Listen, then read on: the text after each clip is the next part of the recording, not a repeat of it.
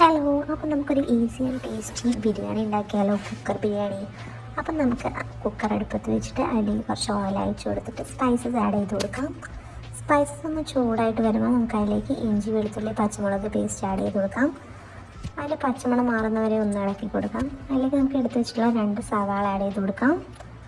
സവാള പെട്ടെന്ന് വഴണ്ട് വരാൻ വേണ്ടി കുറച്ച് ഉപ്പിട്ട് കൊടുക്കാം.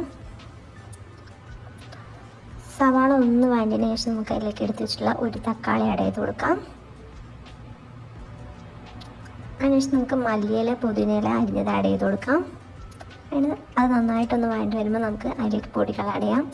1/4 ടീസ്പൂൺ മഞ്ഞൾപ്പൊടി, 1/2 ടീസ്പൂൺ മുളക് പൊടി, 1/2 teaspoon garam masala, 1 teaspoon chicken masala add ചെയ്ത് കൊടുക്കാം. എന്നിട്ട് പൊടികളുടെ പച്ചമണം മാറുന്ന വരെ നന്നായിട്ടൊന്ന് ഇളക്കി കൊടുക്കാം. അതിനുശേഷം നമുക്ക് അതിലേക്ക് പൊടിയില്ലാത്ത 2 ടീസ്പൂൺ തൈര് ആഡ് ചെയ്ത് കൊടുക്കാം. അത് നന്നായിട്ട് മിക്സ് ചെയ്തതിന് ശേഷം നമുക്ക് നേരത്തെ കഴുകി മാറ്റി വെച്ചിട്ടുള്ള ചിക്കൻ മാഗ്നേറ്റ് ചെയ്ത് വെച്ചിട്ടുണ്ട്, അത് ആഡ് ചെയ്ത് കൊടുക്കാം. ഒരു 1/2 കിലോ ചിക്കൻ ആണ് ആഡ് ചെയ്ത് കൊടുക്കുന്നത്. ചിക്കൻ ഈ മസാലയിൽ കിടന്ന് നന്നായിട്ടൊന്ന് വഴണ്ട് വെന്ത് ഒരു ഹാഫ് കുക്കായിട്ട് വരണം. അതിനാവശ്യമായിട്ടുള്ള കുറച്ച് വെള്ളം ഒഴിച്ചു കൊടുക്കാം.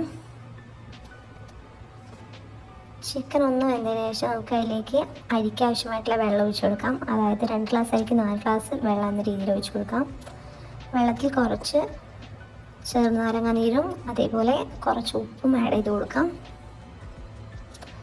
വെള്ളം നന്നായി തിളച്ച് വരുമ്പോൾ നമുക്ക് കഴുകി മാറ്റി വെച്ചിട്ടില്ല അരി ആഡ് ചെയ്ത് കൊടുക്കാം.